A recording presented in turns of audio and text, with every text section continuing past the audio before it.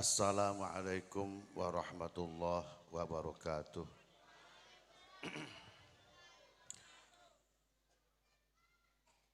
Hamdan wa tamjidan lillah, salatan wa salaman ala rasulillah, sayyidina wa habibina wa syafi'ina wa qurratu a'yunina, sayyidina maulana Muhammadin sallallahu alaihi wasallam.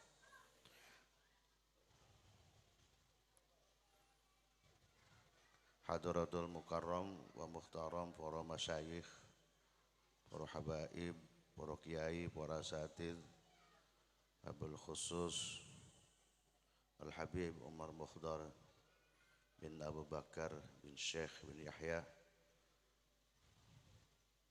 masyayikh pengasuh dari Jaga Satu,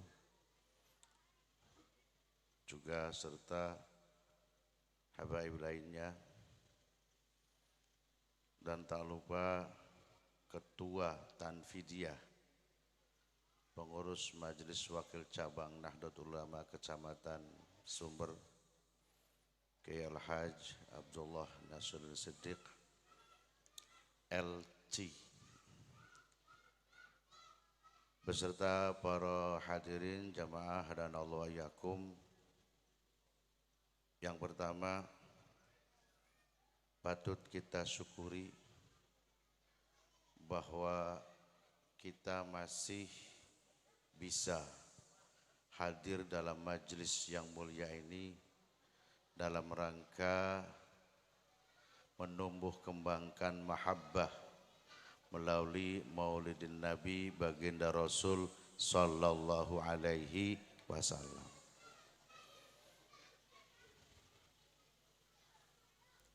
Oleh karena itu, hal yang patut kita syukuri di sini adalah kita berharap dengan berulang-ulangnya kita bermaulidun Nabi, pada dasarnya Maulidun Nabi ini tidak setahun sekali, tetapi setiap saat, setiap hari.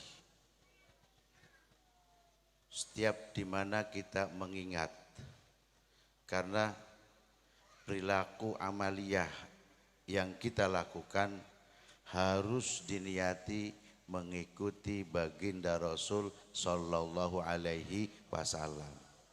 Bari dihitung ana nilainya, bari kehitung dinilai ibadah. Bahwa merupakan satu agenda tahunan Yayasan Al-Muhibbin Cirebon menyelenggarakan Khatmil Quran tadi pagi jam 7 sampai jam 11 dengan jumlah peserta 71 anak, dan 9 diantaranya ada anak di bawah usia 7 tahun sudah khatmil Quran dengan hafal gharib, hafal tajwid, dan surat pendek juz amma. Ini semua berkat bimbingan baginda Rasul sallallahu alaihi wasallam. Dan secara kebetulan bahwa berbarengan dengan pelaksanaan khatmil Quran ini dengan bulan Maulidun Nabi. Jadi paginya Khatmil Quran, malamnya Maulidun Nabi. Kenapa ini hal kami lakukan? Sehingga ada anak-anak usia dini sudah Khatmil Quran. Karena ngaji itu penting, bukan yang penting ngaji. Kenapa kita memperingati Maulidun Nabi? Karena memperingati Maulidun Nabi itu penting, bukan yang penting muludan. Satu kalimat yang sederhana dengan bacaan yang dipindah, maka akan berpindah juga cara mindset berpikir kita. Kalau yang penting ngaji, kang penting bocah metu sing omah. Tas maghrib isya balik aja ganggu mboke deleng sinetron kan konon. Ya boleh. Iya. Yang penting sekolah, kang penting metu sing omah beduk balik. Ning dalane arep mendik mbu temen. Akan berbeda ketika cara berpikir kita, ngaji itu penting, sekolah itu penting. Ketika ngaji itu penting, maka ngajinya harus memiliki draft. Ada stepnya. Hasilnya gimana? Dalam amanah pembelajaran yang kami terapkan, setiap anak yang diamanati untuk ngaji Al-Quran diterima, kemudian dilaporkan. Tadi pagi itu laporan kepada wali santri yang menitipkan kepada kami. Sehingga cara khotamnya pun melalui proses pengetesan. Kang ngetes duduk yaye, wong kang durung pernah ketemu. Ya gharib ya tajwid dan seterusnya. Fasohah tartil, praktek wudu ya wudu temenanan. Praktek sholat temenanan. Bocah TK lagi sholat Allahu Akbar kukur ya batal, ya coret. Jadi bukan yang penting sholat itu penting. Sekian ibu-ibu pengen takon, kula pengen takon nih ibu-ibu, duwe mantu bagian beli kang penting lanang. Gelem beli? Laki sampean kang penting lanang anak bakane gelem beli? Masa gelem mah? Pengennya lanang kang dhuwur, bagus, sugih, soleha, setia, duitnya akeh. Kan konon. Itu namanya suami itu penting, bukan yang penting suami. Cara mindset seperti inilah yang harus kita rubah. Dalam hal ngaji pun. Kebanyakan dalam hal ngaji, kang penting ngaji bahasanya. Bukan ngaji itu penting, padahal ngaji itu sangat penting sekali. Sangat penting sekali.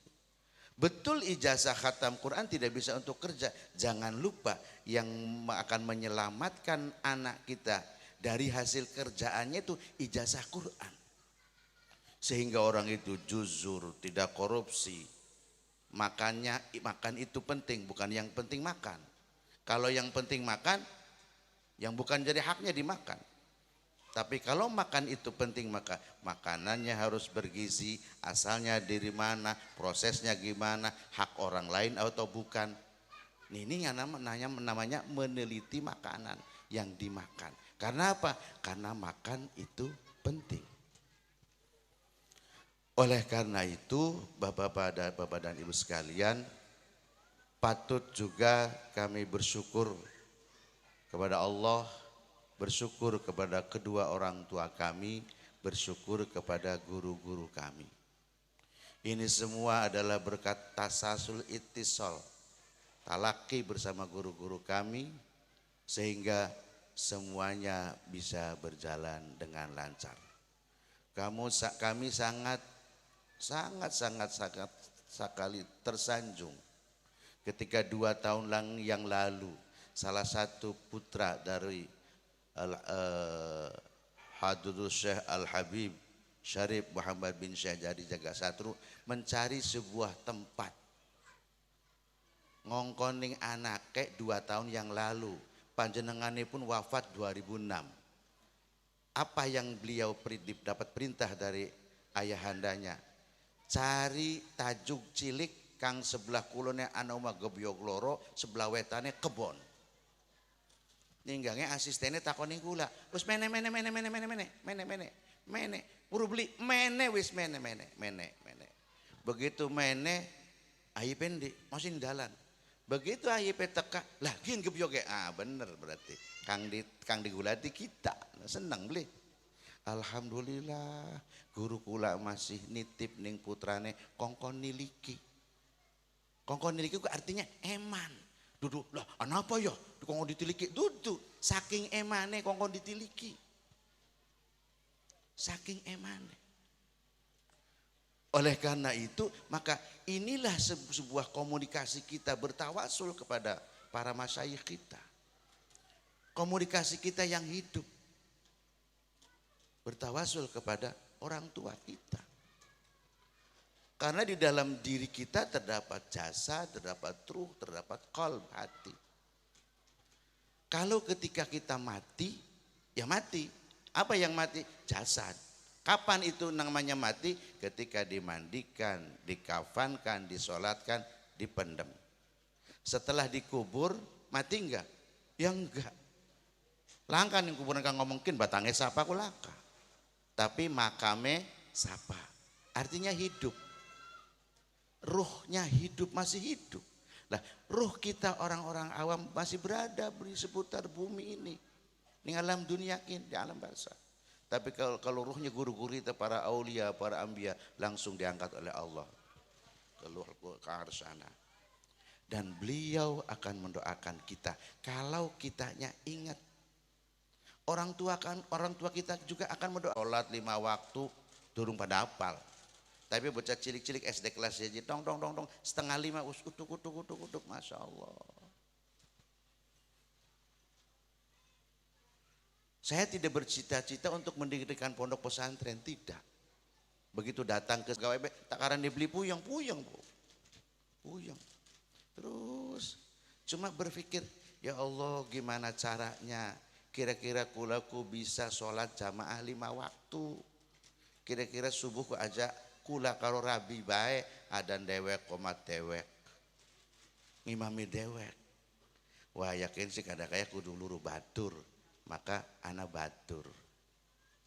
Dibukalah SMP wajib mondok. Tujuannya sih pengen sholat 5 waktu. Anak bature. Jadi tujuan dudu gawe SMP dudu. Tujuan pengen sholat 5 waktu anak bature. Cara ya gawe SMP. Priben kudu mondok. Wis. Jadi lamun bokat pengen bongkar-bongkaran dapure lho mengkonon. Dasar awalnya. Oleh karena itu mudah-mudahan Bapak dan Ibu sekalian, apapun yang kita lakukan harus kita kembalikan kepada diri kita dan niat kita dalam melakukan sesuatu. Harus diawali dengan niat yang baik. Karena dengan niat yang baik akan menghasilkan sesuatu yang baik. Dan yang akan dinilai oleh Allah itu adalah niat. Pembiasaan inilah yang diterapkan pada anak-anak di pondok pesantren, di mana tadi sore sudah dipresentasikan kebiasaan anak itu, dan mudah-mudahan anak-anak kita akan menjadi anak yang membanggakan kedua orang tuanya dan dijadikan menjadi sebagai amal jariah kita semua. Yang berikutnya kami selaku panitia dan penyelenggara terima kasih banyak atas semua dukungan dari berbagai pihak, baik itu pikiran, tenaga dan materi sebagainya. Terakhir mohon maaf yang sebesar-besarnya barangkali dalam penyambutan Bapak-bapak dan Ibu sekalian baik hormat ataupun tempat kurang berkenan. Dan untuk selanjutnya mari kita bersama-sama mengikuti mau'idhah hasanah yang akan disampaikan oleh guru kita Al-Habib Umar Mukhtar bin Abu Bakar. Dari kami dicukupkan sekian, wal afu minkum wa faqanallahu lima yuhibbu wa yardah. Wassalamualaikum warahmatullahi wabarakatuh.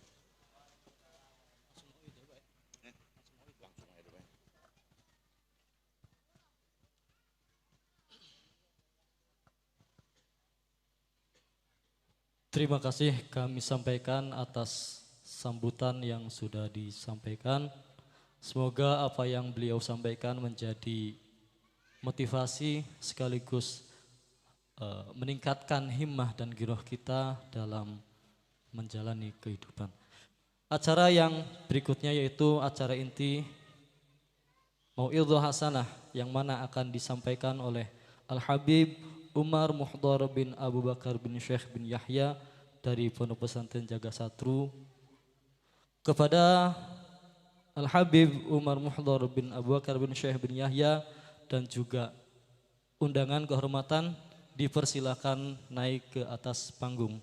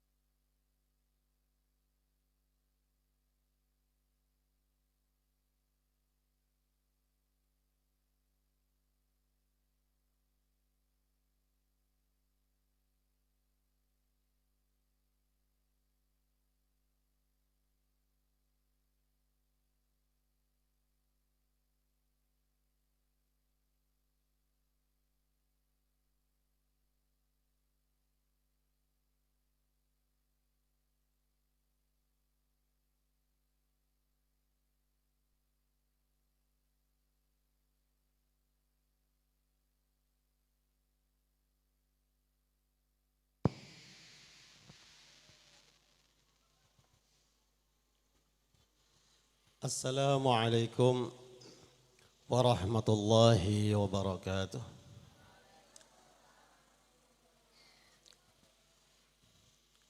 Alhamdulillah wassalatu wassalamu ala Rasulillah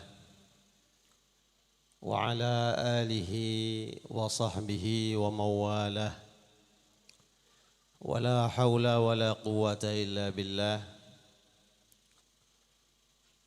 Subhanaka la ilma lana illa ma 'allamtana innaka antal alimul hakim.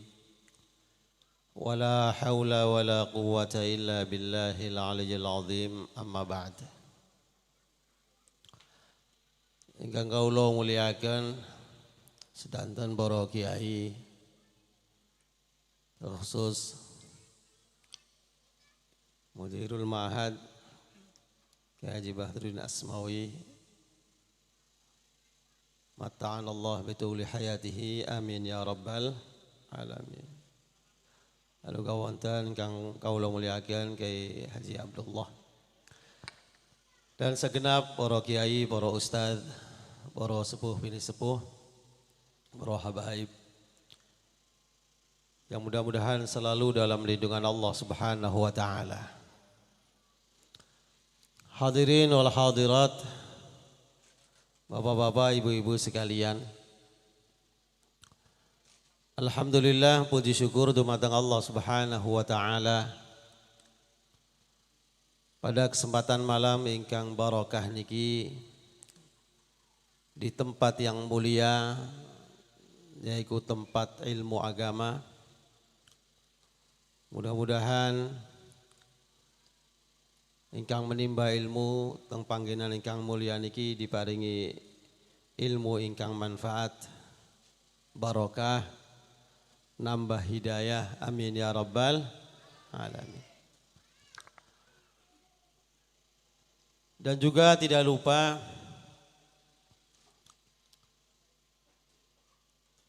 pada malam hari ini kita memperingati Maulid Nabi Muhammad sallallahu alaihi wasallam.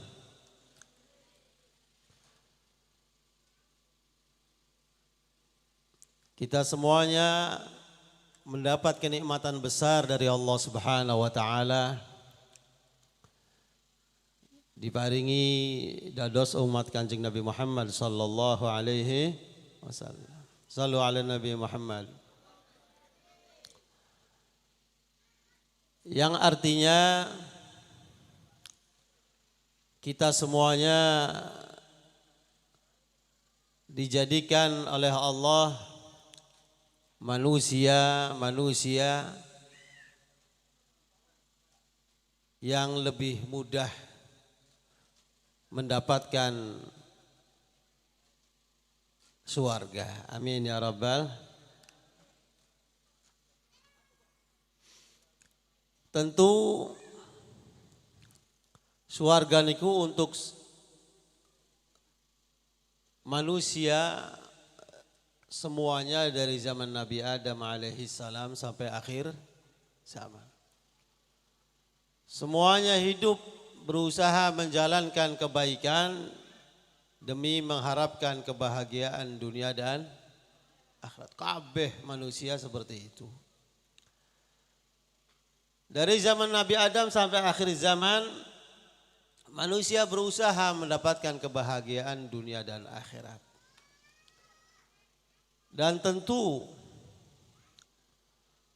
mendapatkan kebahagiaan dunia dan akhirat yaitu bagi manusia yang di dunia menjalankan aturan Allah Subhanahu wa ta'ala.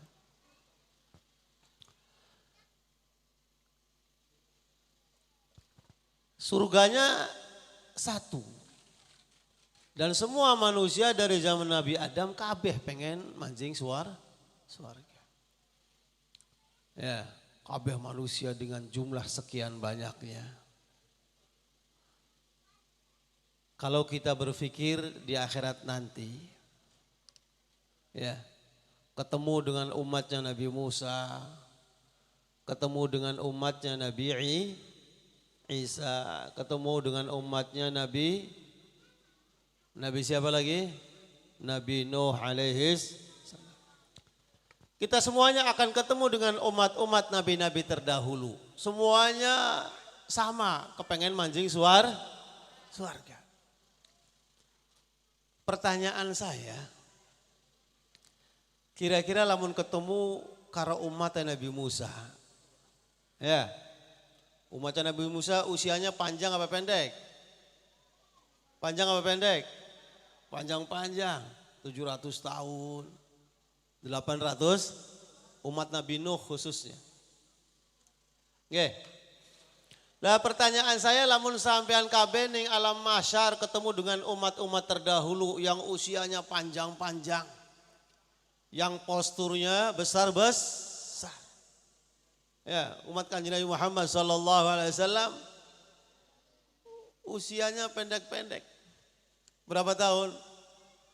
Kanjeng Nabi dawahakan umur umat saya itu antara 60 sampai 7. Oh, lebih 70 wis susuk kan kok. Lah akan ketemu dengan umat-umat terdahulu dengan usianya yang lebih panjang. Dengan postur yang lebih besar. Semuanya sama. Ya, paribasan si kabeh pengen manjing surga. Pertanyaan saya, kira-kira lamun ketemu dengan umat-umat terdahulu, sampean kabeh wani saingan atau tidak?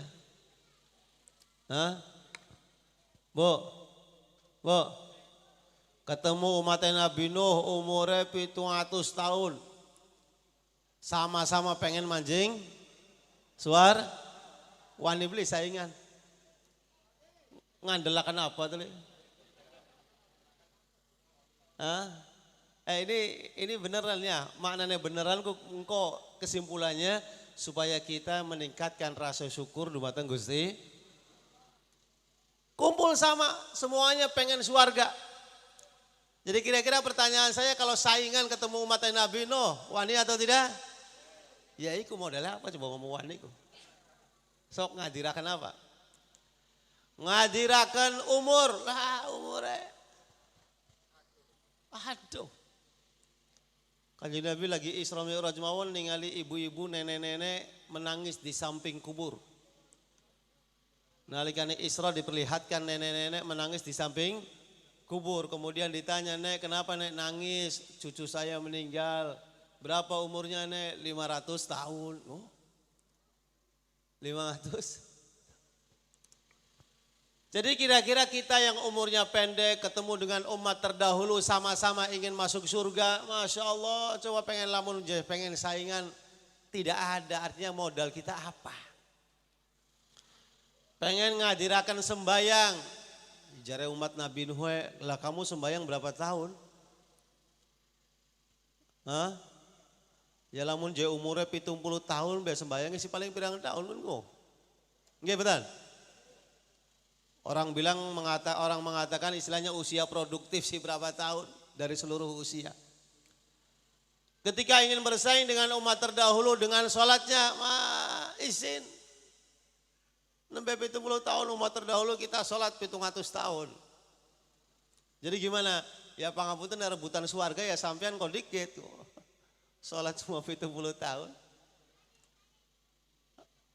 Mau pakai apa lagi? Mau pakai puasa sama juga. Kita pengen di depan supaya mendapatkan surga lebih dahulu, ngadirakan apa? Puasa. Wah, ning sampai umatnya Nabi Nuh. Barang kita puasa cuma pirang kali. Begitu juga dengan pahala jihad. Sebagaimana diperlihatkan juga Bani Israel niku memanggul pedang yang masih berlumuran darah. Niku berjihad di jalan Allah selama 500